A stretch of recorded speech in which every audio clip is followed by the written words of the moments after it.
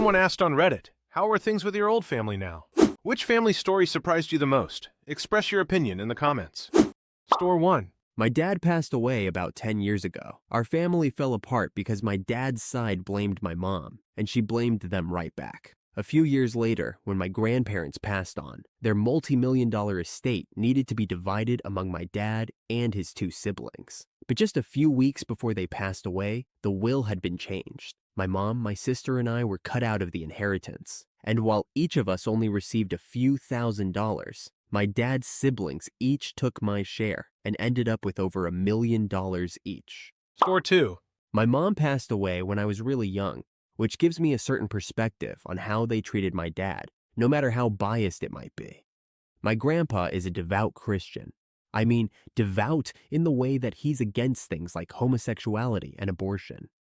One time, he said, "These homosexuals just need to be straight up dealt with." My dad was a pretty open-minded guy who faced some challenges early in life. My mom passed away when she was 26 and my dad was 25. She had an undiagnosed heart condition that made her pass out periodically. She eventually had a major heart attack that took her life. Suddenly, my dad became a single father to 3 small kids and had just moved into a brand new house with a big mortgage. He cried for 2 days, then threw himself into work because he had to take care of his young family as well as grieve. We kids spent a lot of time with our grandparents, which helped, but we always felt like he was angry at them. Then it became clear that my mother and father were starting to separate. My mother's condition was affecting blood flow to her brain, and she was acting increasingly irrational. Meanwhile, my father was having a really hard time dealing with the reality, and they began to part amicably. My grandfather had the police look into the circumstances surrounding my father's disappearance. The police chief, who was a close friend of my grandfather, kept him informed about the situation for about a year, and finally said that my father had nothing to do with this incident. For the next 10 years, my grandfather made sarcastic comments about my father at family gatherings. Finally, one Thanksgiving, my father couldn't take it anymore and confronted her. My sister is a wonderful girl, but she can lack common sense sometimes. My grandfather asked my father what he would do if he got someone pregnant. They were outside and alone, but I was in my room and could hear everything from the second floor. My father calmly told him to leave and never come back, but I could see his pent-up anger building after all these years. The grandfather entered, taking the grandmother with him. My father hasn't gone on a family holiday with them since. They still get invited to graduations and other big events, but they avoid each other. Story 3. My dad passed away when I was 10. One of his insurance policies somehow still listed his mom as the beneficiary instead of his wife.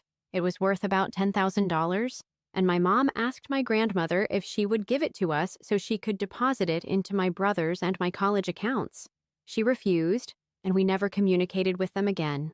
The only thing I really know is that he passed away. Story 4. Last month, my girlfriend's dad locked himself in the garage after starting the car, and he ended up passing away from carbon monoxide poisoning. The rest of the family wasn't home at the time.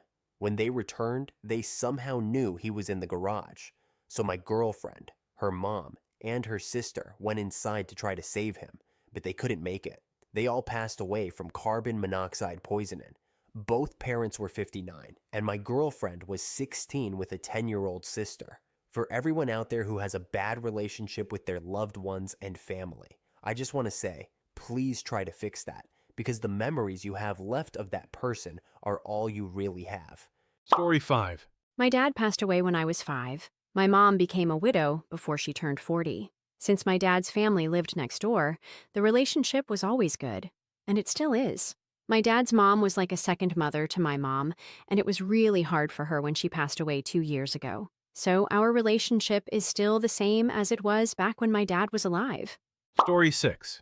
Here's another happy ending. When I was 7, my mom was 36. She lost both my dad and his dad just 2 months apart. My sister and I continued to stay with our grandparents every weekend, and they helped my mom in every way they could. Before my grandma passed away in 2011, she always referred to my mom as her daughter. My mom got remarried 7 years later, and even though they got divorced, my grandparents supported her dating and finding someone else to spend the rest of her life with. Now, she's been in a serious relationship with one of my dad's closest friends for about 5 years, and this friend knew and loved my grandma and grandpa. My grandpa once said, "When you join the potato family, you're in for good." Story 7. There's a similar situation here. I think we're part of a lucky minority. Sometimes my mom feels neglected by my dad's family, but overall, I know they really care about her. If she's having a tough day because she misses my dad, she might not see that. However, we all stay in touch just as regularly as we did when my dad was alive.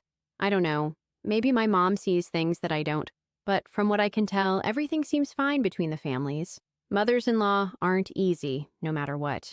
Story 8. My mom passed away when I was 7, just 2 weeks after my little sister was born. My dad was obviously devastated. He had to take care of 4 kids on his own, me at 7, my brother at 5, my 2-month-old sister, and a newborn. And you know how mothers-in-law can be. They stepped up and helped to look after each of us. Every aunt and uncle became sort of a second parent to us. My mom's youngest sister took me in and became my second mom. My uncle took care of my youngest brother, and my grandpa looked after my brother, who is closest in age to me. And since my sister was the youngest and the only girl in the family, everyone helped her out, from babysitting on birthdays to now when she still needs a woman's help. Every aunt is just a phone call away. Looking back, it's kind of funny because you can see how each of them had their own quirks and beliefs about kids like us. I'm really grateful they were there for my dad when he needed it the most, and I know that as they all start to get older, each one will have an extra kid looking out for them.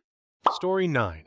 My husband passed away about a month ago. I have great admiration for his family, especially his mother. Maybe because my husband never drank anything different, I became his social companion when they came to visit. They are definitely still my family. When my husband was alive, we always went for brunch on Mother's Day to a place we loved, and I hope this tradition continues. I have a 2-year-old child, and I know my husband's family will always be a part of our lives. Story 10. My fiancé passed away from a brain tumor just 10 months after my dad lost his battle with kidney cancer when he was 25. During his last month in this world, I couldn't bear to visit him at the hospice because, to me, the man I loved and admired was already gone. The tumor had damaged his optic nerves, making him blind. He couldn't walk due to balance issues, and his personality had changed dramatically. I know it wasn't his fault, but I couldn't stand being there and seeing him be pitied or watching his frustration about the tumor turn into resentment towards me. I feel so sad for feeling that way, but I was young. His family kicked me out of their home and wouldn't let me attend his funeral. My mom said that if I showed up, she'd push me into the grave because it should have been me, not him, who was in it. I haven't talked to them in 15 years. I've never seen his grave, and I've never been able to shake off the guilt I feel. They were awful people. They were struggling with their own demons. I'm glad I don't share their last name, and I miss him every single day. Story 11. My mom's parents were young parents. Her mom was 14 or 15, and her dad was 18 when he had his brother, and my mom was born a year later. It was a tough life for all of them. My mom grew up in poverty. Eventually, her parents divorced, and they both remarried when my mom was young. Despite being smart and amazing people, my mom and her brother weren't great kids. They both had serious issues. My mom got kicked out of a few high schools, and eventually, my uncle became a substance addict. My mom's mom, Kate, and my stepmom, Tammy, often met for lunch to talk about their 2 kids and their husbands. The 4 of them became close friends. When I was born, they couldn't be separated from each other. I grew up visiting my 4 grandparents on that side of the family and spending my holidays with them. My step-grandfather, let's call him Dave, was the first to pass away. My grandfather gave an emotional speech at the funeral, teary-eyed and heartfelt. Yes, he spoke at the funeral of his ex-wife's husband, and it was beautiful. A few years later, Kate started to weaken from cancer. Tammy was right there with her every step of the way, taking care of her. In Kate's final days, it was Tammy who was rubbing her feet and making sure she was comfortable. My grandfather also spoke at that funeral. To this day, I have no idea where the family division lies on my mom's side. My great-grandfather and great-grandmother were married several times too, with similar outcomes. One of my great-grandfathers was married 3 or 4 times, and even though his first wife and he had passed, they're still very much family. I don't know which of my mom's cousins is related to which of my 4 grandparents, because they're all equally loved and cared for. The 2 surviving grandparents took care of my grandfather's old stepdad and his new wife as their own parents until they passed away. And after they were gone, I never learned that neither of them was actually biologically related to us. When I was younger, I thought families always worked like this. I didn't realize that your family didn't fall apart with divorce. It just grew. I never thought about how unusual it might be for an ex-spouse and a new spouse to be best friends, or how the love and respect during a divorce could be so strong. When the blood relation ends, relatives are still family. Once you're in, you can never get out. If you remarry, we accept your new family as our own. That's why my family, which should be small because of early divorces, still has such a huge presence at reunions and weddings. I'm pretty sure almost all of my blood relatives have passed away, but my family is still very large and full of love. If you have a story you would like to share, please share it with us in the comments. Also, subscribe to my channel for more Reddit stories like this. And don't forget to turn on notifications. Take care, friends.